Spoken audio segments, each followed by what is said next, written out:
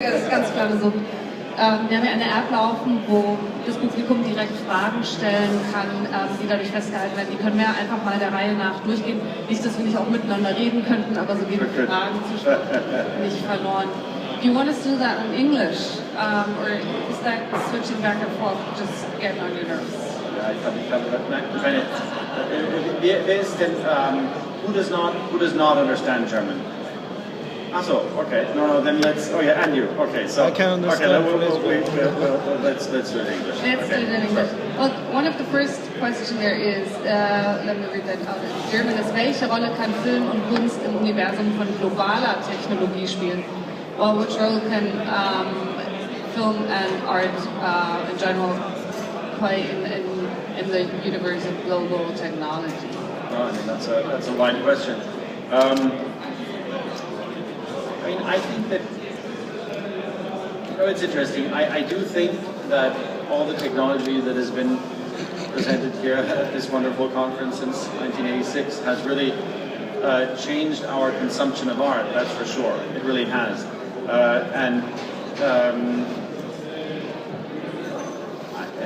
I mean, I notice it myself. If I look at how much I was reading in 1986, I was reading a lot. I was reading many novels. I did not feel that that was somehow an exhausting exercise in self-discipline as I feel it now. You know, I mean, I do think that, and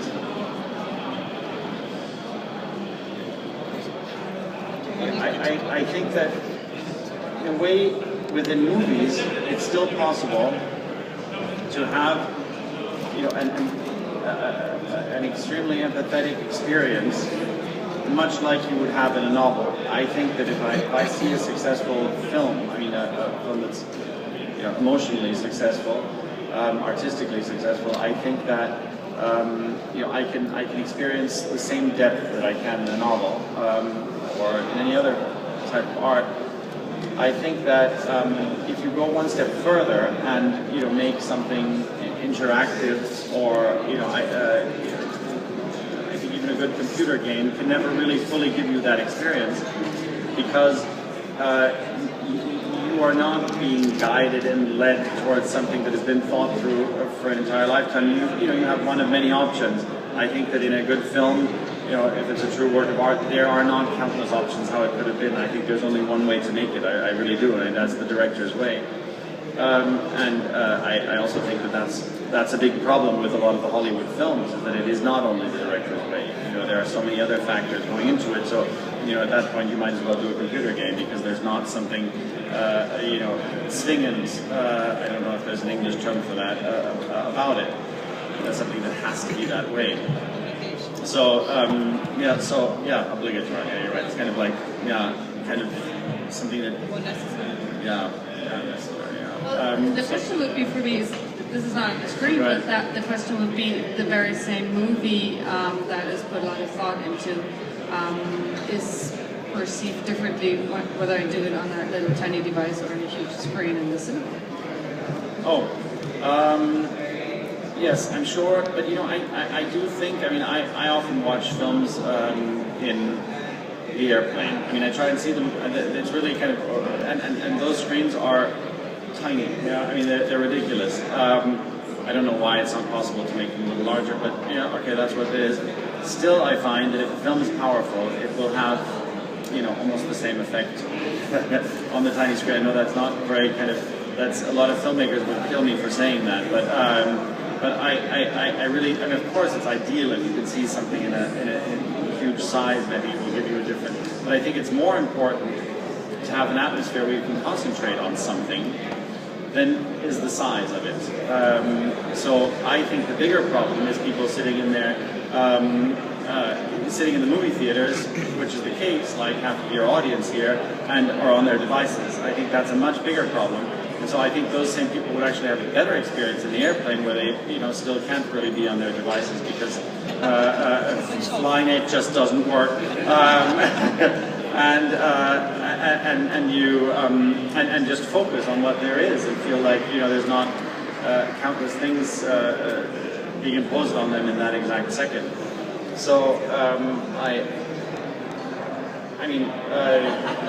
just now there was a conference in Los Angeles at the Getty Museum where an important English artist, Tacita Dean, who makes a lot of film work, and Christopher Nolan, the film director, who loves to work on actual film, in a way said that they felt that the medium of film was part of, I mean, the actual physicality of film is part of the artistic message, and that the same story told on digital technology is not the same story. I'm not sure that is entirely true. You know, I mean, of course, it's easier to say yes, it's true, because then you fight for it to become. I mean, what they want to do is they want to have film preserved as a, I think, UNESCO World Heritage thing, which is a pretty good idea, because they say, look, people are spending, you know, I don't know, $10 million a year on some, you know, obscure monastery in Apulia or something. You know, isn't it more important that we would still have the possibility to make actual films and see films as they were intended? And they say that in a way, a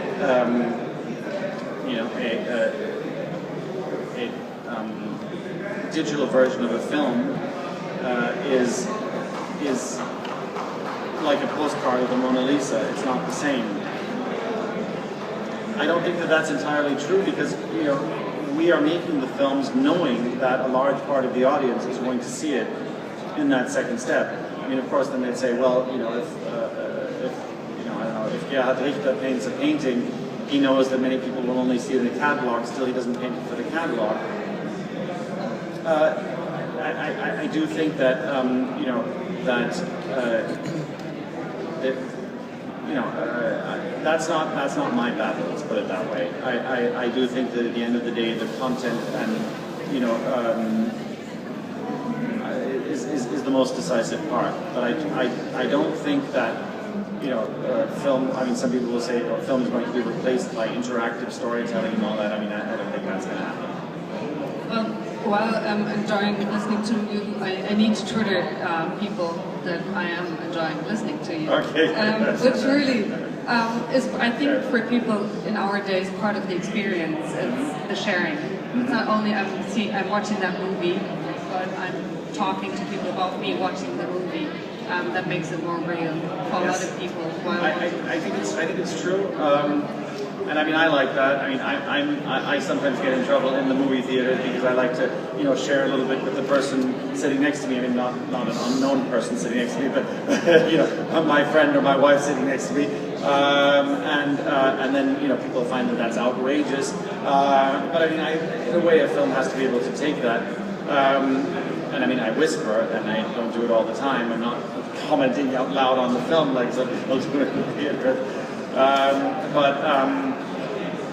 You know, I do think it's important, however, to exercise a little bit of discipline, and, you know, and I do think that, you know, the way those of you who are actually listening, although it's hard enough with the voice from across the street fully audible, you know, I would be getting more out of the conversation that we're having than someone who's on their phone.